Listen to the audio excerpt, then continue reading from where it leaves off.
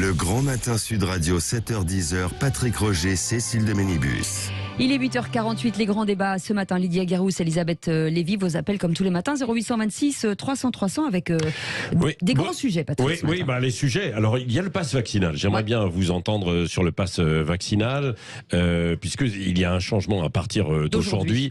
Il y a beaucoup d'incompréhension autour de cette campagne de vaccination qui se poursuit. Donc, vous avez la parole, vous pouvez vous exprimer, 0826 300 300. Et puis, il y a les autres sujets, notamment la campagne politique avec ce meeting et les quelques traces en fait derrière laissées par Valérie Pécresse, donc qui s'est exprimée au 0826 300 300. Hein. Oui, avec Frédéric qui nous appelle de Paris. Bonjour Frédéric. Bonjour bienvenue. Frédéric.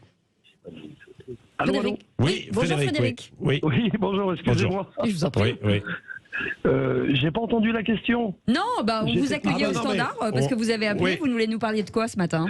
Moi je voulais vous parler de la dynamique Zemmour par rapport, alors est-ce que je peux dire l'absence de dynamique, je sais pas, mais à la faiblesse de prestance, on va dire, de LR, de Madame Pécresse. Voilà, c'est ce dont je voulais vous parler parce que je regarde, j'observe ce qui se passe sans au-delà des idées telles que les gens auront à se prononcer dans quelques semaines dans l'urne. Moi, ce que je vois, c'est que on a un candidat, Zemmour, qui est un cerveau, on reconnaît, on a beau pas être d'accord ou être d'accord, c'est quand même un observateur de notre société depuis très longtemps. C'est quelqu'un qui s'exprime et surtout, depuis longtemps, il est le premier à avoir mis sur la table les mots qui interpellent un grand nombre de citoyens français, c'est-à-dire avoir mis un mot sur les peurs que un grand nombre de membres du peuple peuvent ressentir, qui peuvent avoir le sentiment d'un remplacement d'une population par une autre, d'une civilisation par une autre, qui entraîne un tas de conséquences sur la société française, de la violence, du terrorisme. Et donc avec ce mot-là, il a été aussi le premier à parler de l'islamisation du pays. Les autres politiques, effectivement, ont évité depuis 20 ans le sujet. Or, aujourd'hui, on se rend compte que la dynamique Zemmour impose aux autres ces sujets, puisqu'on a entendu dimanche, même Mme Pécresse, avec surprise, elle a repris, même si on avait le sentiment qu'elle ne croyait pas à ce qu'elle disait. Et il est vrai que Zemmour n'a pas une énorme machine derrière, mais il a une voix qui porte, alors que LR a quand même une grosse machine derrière, mais on a le sentiment que ça porte pas, il y a une absence de charisme, il y a une absence peut-être de sincérité dans les propos. Alors Frédéric, c'est intéressant ce que vous venez de dire, d'accord ou pas d'accord avec Éric Zemmour, mais vous dites il porte en fait un message, quelque chose, et derrière les autres font un petit peu la course, quoi, finalement, notamment Valérie Pécresse. Lydia Guérousse et Elisabeth Lévy, restez avec nous Frédéric, parce que c'est intéressant. Lydia Guérousse. Oui, je partage un peu le constat que vous faites. C'est vrai qu'on a eu du mal à croire que c'était Valérie Pécresse qui prononçait ce discours. On ne l'a pas retrouvé sur le fond, quand elle parle de français de papier ou même du grand remplacement.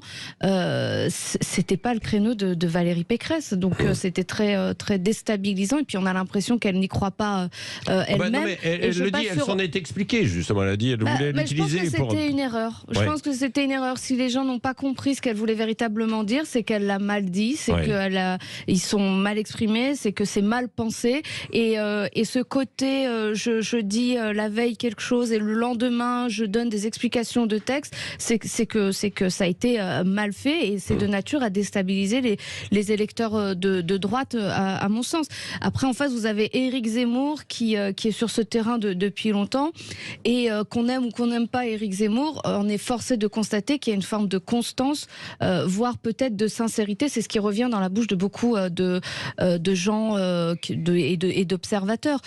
Donc c'est vrai que ça va être très difficile à mon sens, pour LR, d'exister entre Emmanuel Macron, le côté progressiste, moderne. Centre droit. centre-droit, libéral, et cette extrême droite dont elle reprend aussi les mots et les concepts, elle qui est chiracienne, et elle qui avait quitté LR parce qu'elle refusait cette soi-disant droitisation.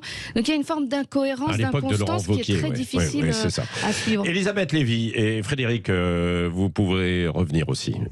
Oui, alors sur le constat de la dynamique, je partage et l'avis de Frédéric et celui de Lydia. Je suis allé assister, je voulais voir comment c'était au meeting de Zemmour à Saulieu ce week-end, et j'ai été frappé par la ferveur, vraiment, et par le fait que, effectivement, le premier mot quand on interroge les gens pourquoi vous votez Zemmour, pourquoi vous le soutenez, c'est sincérité. Maintenant, je voudrais dire un mot et répondre un peu à Lydia sur sa chronique de ce matin. D'abord, excusez-moi, le chiracisme ou le chiraco-hollandisme, c'est-à-dire l'immobilisme et le mensonge. Chirac a été élu sur la fracture sociale et le lendemain, il s'asseyait dessus. Il a joué les Républicains pendant la campagne et les multiculti après. Si vous voulez, je ne crois pas que ce soit l'idéal des électeurs de la droite. Pardonnez-moi, je ne vois pas pourquoi. Pardon, je finis, Lydia. Pardon, je finis, Lydia. Pardon, merci. Oui. Voilà. Donc, je trouve que, si vous voulez, se présenter comme un chiracien, comme si c'était un idéal, ça me paraît déjà assez bête. Mais sur le grand remplacement, si vous voulez, je suis assez frappé qu'on continue à dire partout la théorie d'extrême droite, au lieu de se demander si c'est pas plutôt un fait. Et c'est encore une fois faire cadeau du réel à ce que vous appelez l'extrême droite, qui, une fois de plus, si vous voulez, sont les seuls à sembler voir ce qu'ils voient. Je suis frappé, si vous voulez, Louis Alliot a cité le rapport de France Stratégie. Je suis tout à fait frappé par les mines, si vous voulez, les mines outrées. Il a dit grand remplacement, elle a dit grand remplacement, mais si vous voulez, le problème, c'est pas qu'elle le dise, le problème, c'est qu'elle semble le découvrir, effectivement, pour faire plaisir, comme l'a dit Lydia, de façon assez tactique. Encore une fois, ces gens sont dans les choux parce qu'ils veulent être convenables, ils veulent qu'on parle bien d'eux à France Inter, si vous voulez, et je suis assez sidéré de la façon dont LR, qui avait une fois de plus plutôt un boulevard au départ de cette campagne, est en train de se ramasser, pour parler familièrement. Oui. Frédéric, après ces observations et réflexions de Lydia Guérousse et Elisabeth Lévy, est-ce que vous voulez ajouter un mot ? Non, mais j'approuve totalement ce qui vient d'être dit par Madame Lévy. Effectivement, les gens se rendent compte que dans le discours de Zemmour, ils y voient de la sincérité. Et on sait que le peuple de France, il a peut-être pas beaucoup d'idées, mais il sait ce qu'il veut et il sent surtout. Mais il est un peu divisé. Il est un peu divisé quand même, quoi. Chacun ne voit pas les choses de la même manière aussi. Bien sûr. Les Gaulois ont toujours été divisés. Non, mais oui, c'est vrai. Je crois que c'est le général de Gaulle qui disait que c'était impossible de diriger un pays où il y avait 350 fromages. Donc c'est pas nouveau, mais c'est vrai. Moi, je suis rentré samedi soir du Stade de France où j'avais assisté au match de rugby France-Irlande, et j'étais dans le RER D qui nous ramenait sur Paris, et il y avait beaucoup de provinciaux qui étaient là avec leur béret sur la tête, qui chantaient et qui avaient encore leur petit drapeau français du stade dans les mains. Et j'en ai entendu des groupes de provinciaux qui étaient surpris, qui ont dit mais qui c'est ces gens dans le RER? C'est des touristes, c'est quoi tous ces étrangers? Et voilà, ils étaient surpris et ils étaient inquiets. Je les ai sentis inquiets durant les 20 minutes de voyage jusqu'au centre de Paris, parce qu'ils se rendent compte que peut-être... C'est pas la même population en Île-de-France, non mais c'est vrai, dans certains quartiers d'Île-de-France. C'est lié aussi à certains quartiers, bien sûr, puisqu'en l'occurrence, c'est beaucoup plus la Seine-Saint-Denis, puisque ça venait de Seine-Saint-Denis pour ce RER, quoi. C'est ça. Mais c'est là que les mots de Zemmour résonnent dans leur tête. Oui, complètement. Voilà. Merci Frédéric. Allez, on poursuit dans un instant les grands débats du matin. Éric Revel sera avec nous dans un instant pour revenir sur un autre sujet. Vous verrez beaucoup plus étonnant, en fait, dans la campagne, c'est le service national universel. Oui, c'est vrai. Le SNU. On en reparle, et puis il y a évidemment, je sais aussi, des sujets qui vous font réagir. Est-ce qu'il faut changer le pass vaccinal? Est-ce qu'il faut arrêter en fait avec ça, ou alors est-ce qu'il faut continuer? Est-ce que vous allez dans les centres de vaccination? Vous nous appelez 0826 300 300, vous aurez la parole tout à l'heure, et puis à 9h30 aussi, la lutte contre le terrorisme. On en reparle, et notamment les signaux faibles dans notre société, parce que en ce moment se tient le procès du père Hamel, de l'attentat du père Hamel à Saint-Étienne-du-Rouvray. Il y avait eu des signaux faibles, comme on les appelle en fait à l'époque, qui n'avaient pas été détectés. Où en est-on et quelles sont les propositions des candidats? À tout de suite, 8h57. 9h03, tout de suite Revel en campagne. Sud Radio présidentielle 2022. Bonjour Éric Revel. Bonjour Cécile, bonjour Patrick. Allez, un sujet de la présidentielle. En fait, comme chaque matin aussi avec vous, je ne sais pas si on en parle beaucoup. Vous allez voir que non, on en parle pas. Oui, c'est ça. C'est justement pour ça, c'était des sujets que vous soulevez. Parce qu'il y a une nouvelle fournée, entre guillemets, de jeunes tentés par le service national universel. Souvent un premier acte civique pour notre jeunesse. Qu'est-ce qu'il recouvre alors précisément ce SNU, Service National Universel? Je vais vous le dire, pour la première fois en 2022, puisqu'en 2020, à cause du confinement, il n'y avait pas eu de SNU, pour la première fois, il y a 3 périodes cette année, février, juillet et août, pour les jeunes de 15 à 17 ans qui veulent s'engager donc dans le fameux SNU, le Service National Universel, dans 30 départements en France et qui concerne depuis lundi, donc depuis hier, 3000 de nos jeunes pour une période de cohésion, de vie collective dans un autre département que son département d'origine, puis 3 jours et demi dans une association, un corps en uniforme ou une mission d'intérêt général.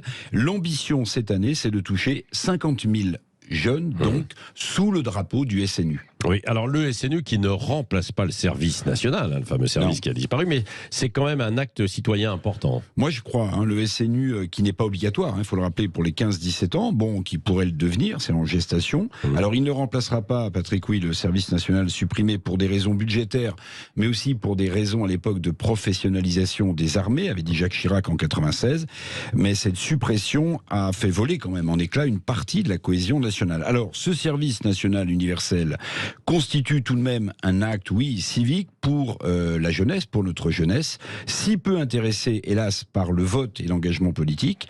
Le SNU, un acte civique, tentative bien timide pour redonner peut-être le goût de la nation à une jeunesse qui se perd sur les réseaux sociaux en se communautarisant.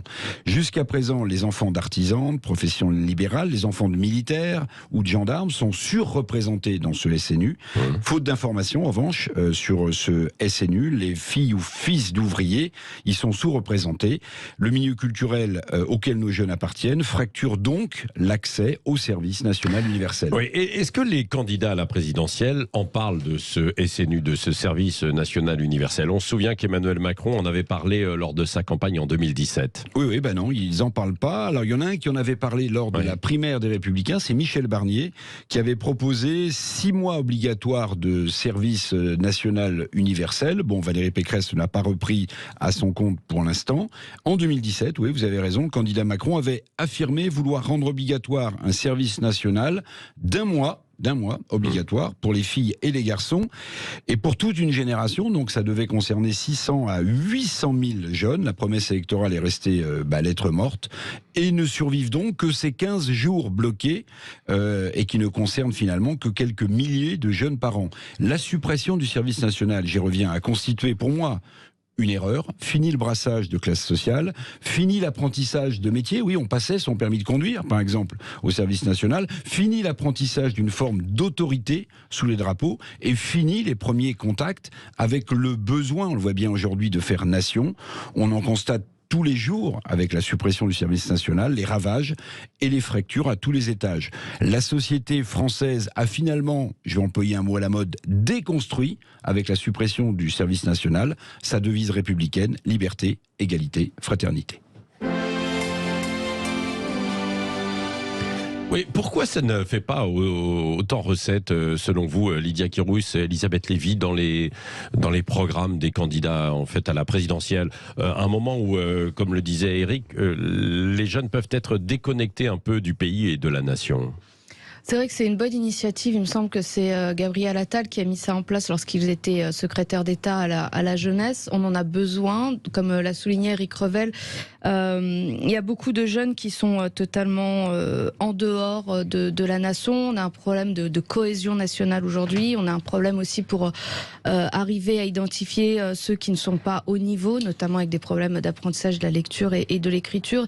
Et on peut regretter un peu le service militaire. Moi, je pense qu'il n'y a pas beaucoup de jeunes parce que c'est pas obligatoire déjà. Il n'y a pas une promotion suffisante et les candidats ne le reprennent pas parce que ça a été fait. Voilà. Donc ils vont pas reprendre une proposition qui a été faite. Oui, mais ils pourraient. Ce que j'aimerais, c'est que ça devienne obligatoire aujourd'hui, et je pense que c'est une très bonne chose, voire même allonger la durée de ce service national universel. On a besoin de recréer de la cohésion. On a besoin de redonner le sens des valeurs à une jeunesse qui est de plus en plus déconnectée de la nation, de plus en plus dans l'individualisme, et qui ne sait même plus ce que veulent dire les valeurs de la République et certains principes fondamentaux. D'ailleurs, des études l'ont montré. Vous parlez de laïcité aux jeunes, ils savent pas ce que ça veut dire. Liberté, égalité, fraternité, ouais, c'est sympa, c'est sur le fronton de nos mairies, mais ça n'a aucun sens pour eux. Donc c'est vrai que ça serait indispensable pour recréer de la cohésion et redonner du sens à cette jeunesse qui n'a plus aucun repère. Oui, je ne sais pas ce que vous en pensez, vous, 0826 300 300. Est-ce qu'il faudrait relancer le service national universel, mais de façon obligatoire, un peu comme ça, ou en tout cas faire peut-être plus de publicité en fait autour. Elisabeth, avant Éric Revel, Elisabeth Lévy, d'abord. D'abord, sur l'obligation, évidemment, tant que c'est pas obligatoire, si vous voulez, ça n'a pas un sens énorme à mon avis, mais surtout, il y a quand même du monde malgré tout. Oui. Je trouve que vous êtes bien confiant, si vous voulez, dans cette initiative. Pourquoi ? C'est-à-dire que parce que il faut attendre de voir la réalisation, comment ça va se passer. Si je vous rappelle tout de même que l'armée ne tenait pas spécialement à ce qu'on continue le service militaire parce que ça suppose un encadrement énorme. Si vous voulez, ils n'ont pas besoin, en réalité, ils n'avaient plus besoin de ces jeunes. La guerre change, la chose militaire change, et les encadrer, leur apprendre à lire, comme a dit Lydia, ce qui était le cas avant, hein. On détectait les gens, l'illettrisme, etc. Je pense pas que ce que ne pouvait plus faire l'armée, si vous voulez, ça va être fait dans le cadre du SNU. Donc, je trouve que c'est un peu gadget, si vous voulez, et je ne suis pas du tout sûr que l'objectif qu'a défini Lydia me semble tout à fait juste, si vous voulez, mais je ne crois pas qu'on crée de la cohésion nationale comme ça, ça dure combien de temps, ce SNU rappelez-moi, Eric. 15 jours bloqués, 3 jours et demi au sein d'une association. Excusez-moi, mais c'est une blague. Excusez-moi, mais c'est une blague. Oui. Oui, moi, je vous le dis. Oui, pardon, je vous le dis. Oui. Pourquoi c'est une blague ?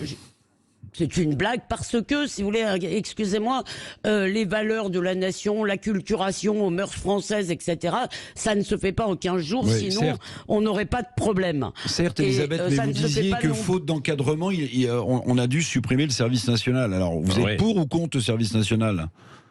Universel, pour l'instant. Non, mais je suis pour le vrai service national. Je comprends bien que le service national tel qu'il était, si vous voulez, tel qu'il a longtemps fonctionné, servait de creuset, on sait tout ça. Simplement, je ne sais pas si aujourd'hui l'armée serait en mesure de l'assurer et si elle accepterait de le faire. Je ne dis pas que le principe, si vous voulez, de mettre tout le monde ensemble pendant un an à égalité, avec pas une tête qui dépasse, si je puis dire, ça me semble très bien. Après, il y a toujours la faisabilité. Moi, je crains, si vous voulez, qu'on se paye un peu de mots avec ce SNU. Mais je ne demande qu'à être démenti, cher Eric et cher Lydia. Oui. Alors, plusieurs commentaires quand même. Parce que vous avez bien étudié le sujet. Ce qui était vrai pour le service national est hélas aussi vrai pour le service national universel, c'est-à-dire qu'il y a un problème d'encadrement aujourd'hui aussi avec ce service national universel. C'est très compliqué pour l'armée ou pour les gens qui sont recrutés d'encadrer ce SNU.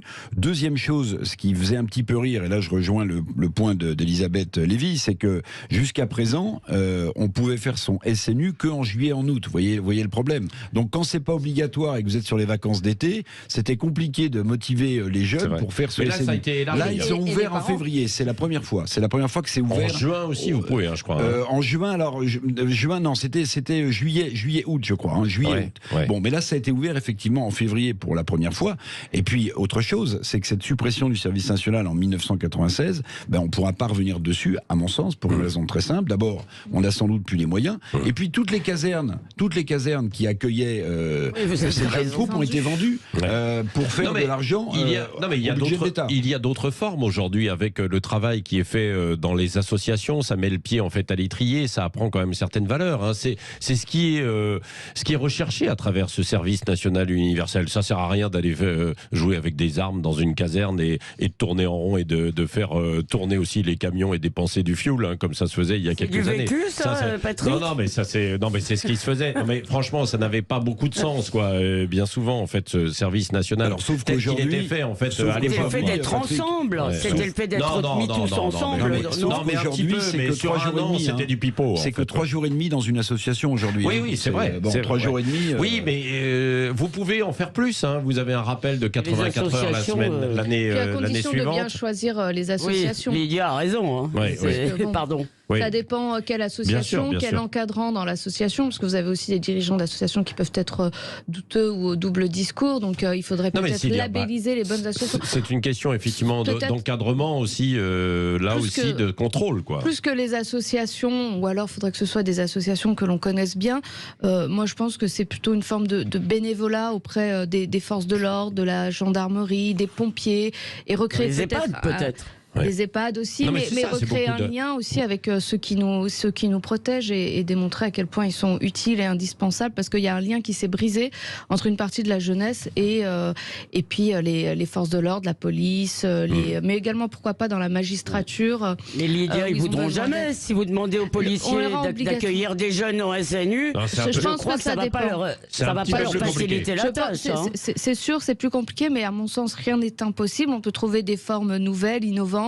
Ça peut être intéressant pour les deux, que ce soit la police et même ces jeunes-là. On peut trouver des moyens de recréer un lien et de donc, les ce que vous dites, intégrer. c'est que finalement, il faudrait quand même le remettre en tout cas au cœur de la présidentielle, en discuter. Je trouve finalement, il y a très peu de propositions qui intéressent dans un sens comme dans l'autre, au sens premier ou sens deuxième du terme, la jeunesse dans cette campagne présidentielle. Finalement, on en parle peu de l'avenir de cette jeunesse. Mais... Oui, on parle d'éducation, mais je vous rappelle quand même que l'une des promesses d'Emmanuel Macron en 2017, c'était non pas 15 jours, mais 1 mois et obligatoire.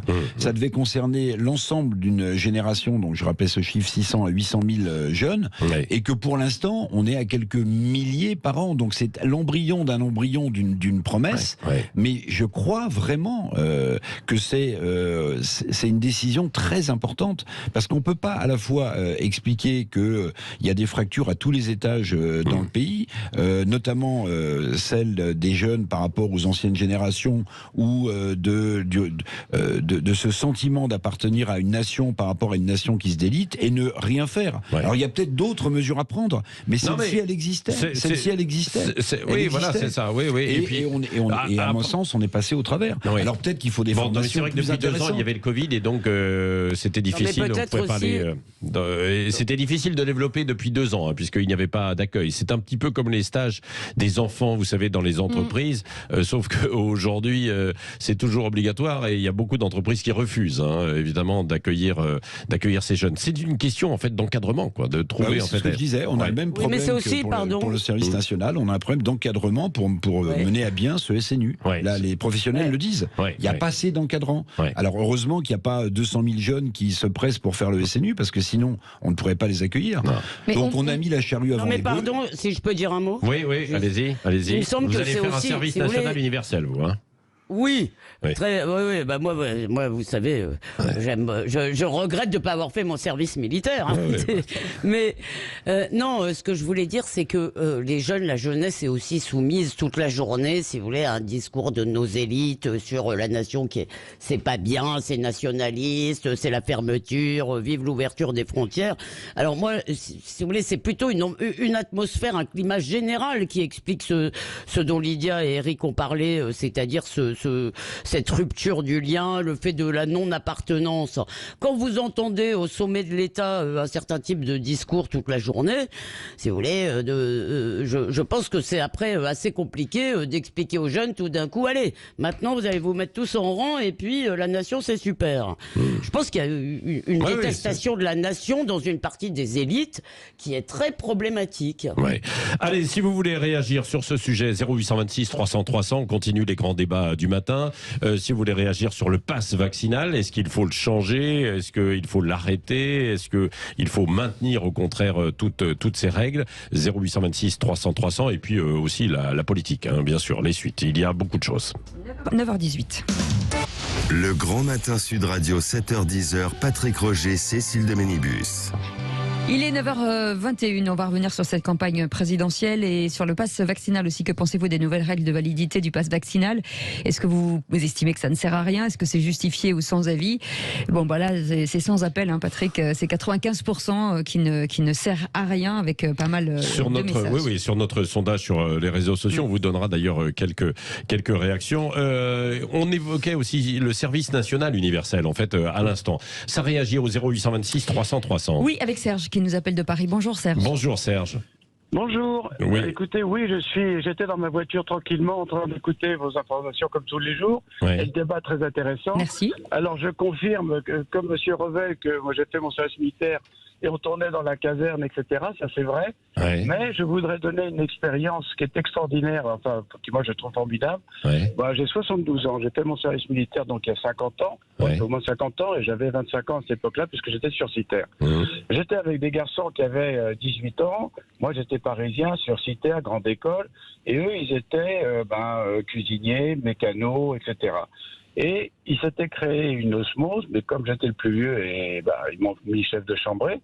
Et 50 ans après, Vous êtes ils m'ont toujours amis. appelé en me disant « Serge, on t'envoie une photo, voilà qui on est maintenant. Est-ce que tu te souviens de nous ?» Et je me souvenais tout à fait bien d'eux. Mmh. Et ils m'ont dit « Écoute, on va retourner à Fontainebleau, là on a fait nos classes au 120e régiment du train. » Et ils m'ont dit « Ça serait vraiment gentil, on a loué un gîte, ça serait vraiment gentil que tu viennes. » Alors moi j'étais ravi, parce que ces gars-là, je m'en souvenais toute ma vie. Il y en a qui apportaient du pâté, nous on faisait des courriers pour eux. Il y en a qui me disaient, ma copine concubine, etc. Je veux un courrier, non ça c'est une connerie, il faut pas le faire, etc., etc. Et on avait un niveau de confiance et de partage qui était unique. Ouais. Donc là, je pense que le service militaire, ça a été... Alors, nous, on était tous, on râlait tous, parce qu'à 25 ans, on avait tous envie de travailler, on avait des jobs qui nous attendaient. Mais néanmoins, je crois que ça crée un lien social unique et qu'on n'a pas retrouvé. Ouais. Avec un bémol, c'est que il faut que ce soit le même pays, les mêmes gens. Et quand vous parlez de volontariat, donc si vous avez des petits scouts qui vont faire du volontariat, ça ne représente pas, si vous voulez, le tissu social actuel de la France. Voilà, Ouais. c'est ça que je voulais dire. Ouais. Et non mais c'est vrai que pour beaucoup aujourd'hui, des années après, bien souvent les amis qui restent sont évidemment c'est très masculin, hein, mais puisque service évidemment c'était masculin en fait à l'époque. Des amis de chambrée. Non mais restent des amis quasiment pour la vie quoi. Oui. Oui, c'est vrai. Ça c'est vrai, des amitiés très fortes quoi. En fait, si vous voulez, il n'y a pas tellement de situations où on passe, comment dirais-je, alors les classes, ça dure, nous, ça durait 4 mois, Ouais. mais les classes, on était dans une chambrée, je veux dire, matin, midi et soir, et on entendait tout ce qu'ils disaient, on partageait, etc. Et c'est vrai que ça crée des liens, et, à part les grandes écoles où on est ensemble, si vous voulez, et donc l'internat et tout ça, en dehors de ça, si vous voulez, le fait, il n'y a pas tellement de situations où on reste 24 heures sur 24, 6 jours sur 7 ou 7 jours sur 7, quoi, si vous voulez, ensemble. Alors, je crois que le point important, si vous voulez, c'est que c'est le partage surtout. C'est-à-dire qu'on se rend compte que on a des yeux en disant ça c'est des ploucs ou c'est, excusez-moi l'expression, mais et en fait on s'aperçoit qu'ils ont des qualités, quoi, je veux dire, et qu'ils ont que c'est la France. Je veux dire que vous pouvez voir, si vous avez une bagnole et puis que vous ne savez pas la réparer, eux ils savent. Ils faisaient du pâté, ils nous ramenaient du pâté après leur ferme, ils ramenaient du pâté, donc on se régalait avec le pâté qu'ils avaient fait, probablement à la ferme, etc. Ouais. Donc sorti de son contexte familial, on n'est plus le même. Oui, et donc finalement il y avait une force assez incroyable, c'est-à-dire qu'il y avait de la solidarité, quoi. Et c'est ce qui manque bien souvent. On parle de toutes les notions de fraternité, de solidarité, et il y en a besoin. Et là, c'était cette occasion. C'est pour ça peut-être que c'était naturel. Oui, vous avez parfaitement raison. Ouais. C'est-à-dire qu'on se posait même pas la question si on était différents les uns des autres. Ouais, parfois, il y avait peut-être des règlements de compte quand même aussi entre les uns et les autres. Non, il n'y avait pas des... Non, Non, pas trop. Moi, j'en ai pas vu. Je veux dire, dans les 4 mois que j'ai fait à Fontainebleau, j'en ai vu aucun. J'ai retrouvé des copains qui étaient dans d'autres unités, mais et puis on se retrouvait plus quelques fois ensemble. Mais je veux dire que globalement, il y a aucune hostilité. Moi, j'ai vu aucun conflit. Ouais. Bon, et Serge, ce que vous dites, finalement, c'est que donc ça, vous en gardez en fait un bon souvenir, et que quelque part, peut-être, mitigé. Non mais mitigé. Mais Eric Revel. Oui. Défiler dans la cour et puis comment. Ah bah oui. Non, c'est moi qui disais ça. Je disais faire tourner les camions, et le fioul. Avec les camions. Non, mais par contre, on a appris à faire. Moi, j'ai appris à faire.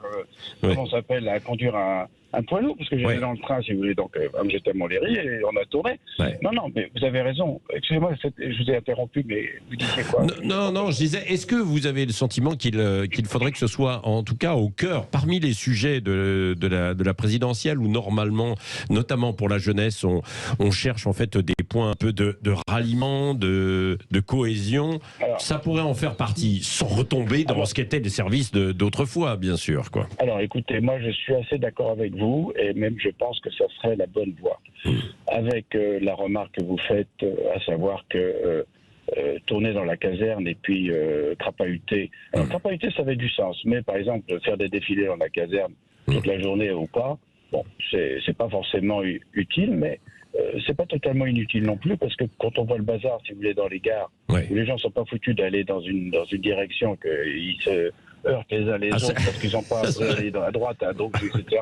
Donc ça a du sens. Ceci dit, je pense que donc pas dans la forme où c'était il y a 40 ans ou 50 ans, pas dans la durée non plus, mais pas non plus, si vous voulez, dans le volontariat, parce que le volontariat, ça va conduire à ce que tous ceux qui ont envie de le faire, qui sont des gens plutôt inoffensifs et qui sont plutôt socialisés déjà, vont s'y mettre. Non, moi je crois que, écoutez, pour être franc, il y a besoin d'un service militaire qui apprendra à tous ceux qui sont indisciplinés à se socialiser. Ça permettra, je vous rappelle que quand on faisait nos 3 jours, on avait une épreuve, moi je me souviendrai toute ma vie. Au bout d'une épreuve, on a vu sortir 4 personnes, on a dit merde, ces salauds-là, ils sont choisis pour avoir les meilleurs postes. Eh ben pas du tout. Sur les 40, il y en a 4 ou 5 qui sont sortis, ils étaient illettrés, ils étaient incapables de remplir le questionnaire. Oui, c'est vrai, bien sûr. Serge, je peux vous poser une question? Sélectionner les gens et de les aider. Pardon, c'est moi, madame. Je disais, est-ce que je peux vous poser une question? Est-ce que vous êtes pour aussi le service militaire un peu différent, mais pour les jeunes filles aussi? Ah ben moi je pense que oui. Franchement, je pense que si vous voulez, les jeunes filles, d'abord, elles font partie de l'ensemble social, donc il n'y a aucune raison de les exclure. Ensuite, je rappelle que moi je suis d'origine, mes grands-parents sont des Russes blancs, si vous voulez, donc ils sont nés en Russie. Bien que ce ne soit pas tout à fait les mêmes Russes, si vous voulez, mais je regarde que pendant la guerre de 40, je veux dire, les femmes russes, elles étaient au fond. Oui, c'est vrai. Mais de toute manière, ce service... merci, Serge, pour votre témoignage. Le service national universel, il est ouvert. Il est mixte. Il est ouvert, effectivement, à tout le monde.